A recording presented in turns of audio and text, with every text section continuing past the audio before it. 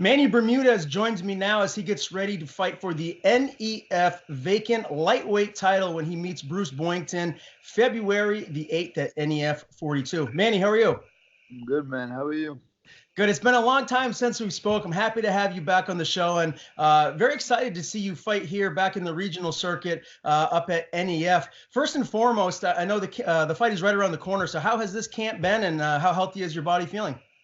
Yeah, no, it was funny because so he was originally supposed to fight my teammate Josh Grispi, and then Josh ran into some trouble, and then he couldn't get the fight. He couldn't get cleared to fight. So then, me and him just happened to be training together anyways for this fight. I was his main sparring partner, so I was in pretty good shape in terms of like my reflexes and sparring all the time and this and that. And so then when I started hearing that Josh possibly couldn't make the fight, I was like, all right, well, I'll be ready just in case, something happens and he actually can't fight. So when he officially said he couldn't do it, then I just hopped right in and Bruce took it immediately.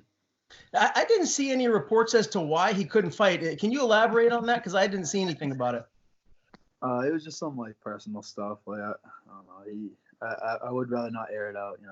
Okay. Yeah, fair enough. Well, I guess it's good for both Josh and yourself that you guys had one another training. Iron sharpens iron, getting ready to step in here for a tough opponent in Bruce. Now, I do want to touch upon a little bit about why you were let go from the UFC.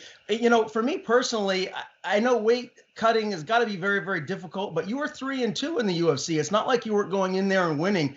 Can you, I guess, attribute the weight cutting issues to something particular in the past? And is it something that you have a handle on now? Well, so I mean, it was just I'm getting older, and the weight, like when you do so much weight cutting so frequently, it just becomes tougher and tougher on your body. And then excuse me, at some point, you're just worn out from it. And this fight's at 55 now, so it's gonna be a nice little like step back into it. And I'm sorry, my dog just jumped up on the couch. But it's going to be a nice step back into where we need to be. The goal eventually is to get back down to 35. But we're gonna try to take this fight and then see where it goes. He's hopping on. Cute dog you got there. What are you typically walking around at these days? Do you get heavier than 165, 170? So is that cut to make it down to bantamweight? Is that I got to imagine if you're getting that heavy, it's pretty tough. Yeah, I was always getting to like mid 70s and possibly 80s, like depending on when it was. So obviously, I got to imagine, like you just said too, that the goal eventually will be to make it back to the UFC. Do you feel like you could compete at bantamweight moving forward, or do you think you might have to fight at featherweight or maybe even lightweight?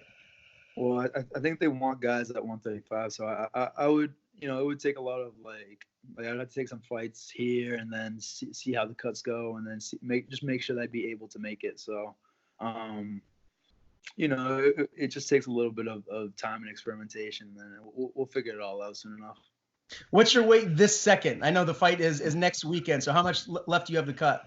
I'm just under 70, so it should be like 12. It should be like 13 or so pounds in the next 2.5 weeks. So that's very doable. Now, I was watching that fight with Charles Rosa very closely. You were actually the favorite going into that fight. I spoke with Charles afterwards, and he felt really motivated going in there, feeling like, beating you would be like that feather in his cap to reintroduce himself to the UFC world out there. Is there a reason for your performance in that fight? Did you just get caught? Is there something that happened? I just wanted to get some clarification as to, I guess, why you feel you didn't perform your best. Yeah, no, I mean, I felt awesome. I felt great. The whole fight, I don't think he landed a single strike on me really. And there was a point when I was in his guard, and like there was two choices: either play it safe and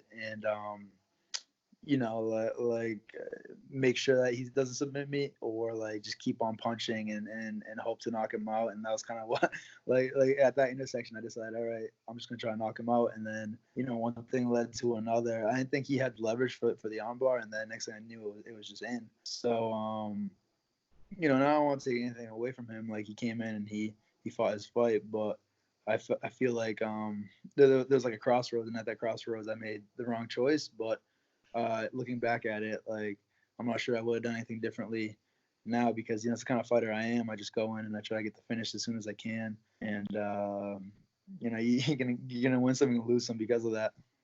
Yeah, I mean, at the end of the day, Manny, you're still 14-2. No shame in losing to a guy like Charles Rosa. That's a high-level fighter. So, one last question about the UFC here. What do you think you need to accomplish to get back in the good graces there of Dana White and the UFC brass?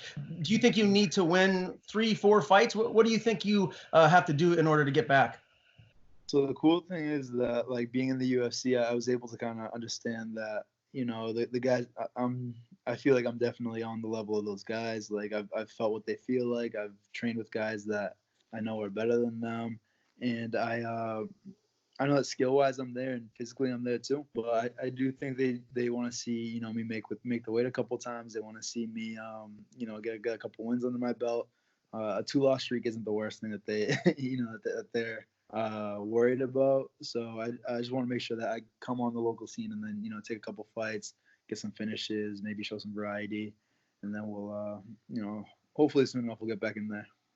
Now, as you mentioned earlier, you're stepping in on short notice to replace teammate, training partner Josh Grispi. Did you get to see any of the pre-fight, I guess, antics out of Boyington's camp, I guess, at the last NEF event? I remember seeing something about a T-shirt and some chanting maybe, and just kind of some hate or some shade thrown Grispi's way. Did you see that? And if so, what were your thoughts on that? No, I heard about it, but anything. It's one of those things that if it's easy to speak from the outside. It's easy for you to say, oh, this happened, that happened, and like I don't like this as a generalization. What Josh was arrested for was obviously like terrible, and I think Bruce came in thinking that he had some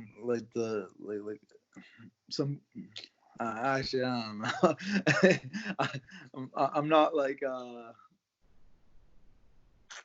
maybe Bruce had some ammunition or something to kind of fight and kind of make it, sway the public sway towards him. Is that kind of where you're getting at? Yeah. That's basically it. But I don't know. I just don't like talking about this with Josh is my teammate and all that. I totally get it. And I don't mean to put you in an awkward situation in any way, shape, or form. I do want to ask, though, is this fight more personal for you now? I mean, this is your friend and your teammate, your training partner. Do you feel like you need to go in there and kind of like avenge him and put on a show for like his honor? Yeah, well, I mean, Josh is definitely one of my closest friends. And I think that, what he was saying to Josh definitely, like, I definitely didn't like that. And I think that Josh is still going to try to fight him, though. So I think at the end of the day, Bruce and Josh haven't, seen the last of it. So when that comes, I think that, Bruce is going to have to fight Josh, not me. So I'm going to go in there. I'm going to do what I do with Bruce. And then afterwards, what he and Josh have together, they can settle it. Mm-hmm. Did you see any of the other social media back and forth between Bruce and Matt Bessette? And if so, I guess, what are your thoughts on that?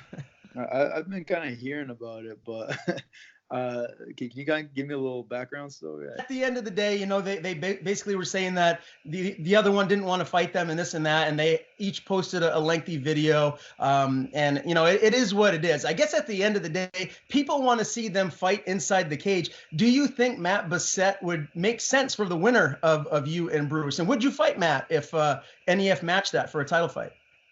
Yeah, I mean, I have no issue with fighting Matt. I even with Bruce, I kind of always I grew up with all these local guys too, and I kind of like know them. Like I have no issue with any of them. So but at the end of the day, we're here for one thing. We're here to fight each other. So I got no problem with fighting Matt or Bruce or whoever. So stylistically, Boyington's well known for his kicks. He's pretty flashy. He's a durable veteran. I mean, he's got a ton of fights, much like yourself. How do you think you guys match up? And what do you think stylistically a fight the fans are going to see come fight night? I don't think that this fight's going to go the whole 5 rounds. Excuse me. But Bruce is obviously a striker, and I've seen his takedown defense. I've seen him off his back, and I was very impressed. Also, I think that but I mean, he's been in there with some world class guys. He's been there with some tough fighters. So Can't take that away from him. He's in great shape too. His Taekwondo black belt is something that you don't really see a lot of in local MMA. So I do think he's an interesting style fighter, but he's also just like a specialist. So as long as you watch out for what the specialist does best, you're pretty much good to go. You're obviously well-versed on the ground. You've got a lot of submission victories. I think most people would say if this fight goes to the ground, you're going to hold an advantage. And then people would say maybe Bruce holds the advantage on the feet with his Taekwondo background. Having said that, do you feel like you, I guess, fare pretty well if this fight stays on the feet and is a striking matchup? Do you feel like you could still get the better of him?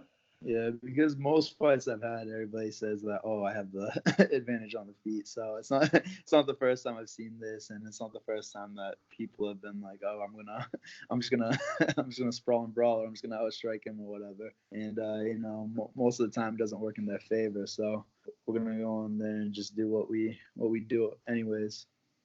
I talked to some of Bruce's teammates in the past, and they've told me that he's very good at defending submissions on the ground. He's almost like a rubber man, like he's tough to submit. Do you feel like if you have him on the ground and you're looking for a submission and you're struggling with that you just get the fight back up to the feet, or do you think you're just going to try and work for a submission regardless of how difficult he might be to submit?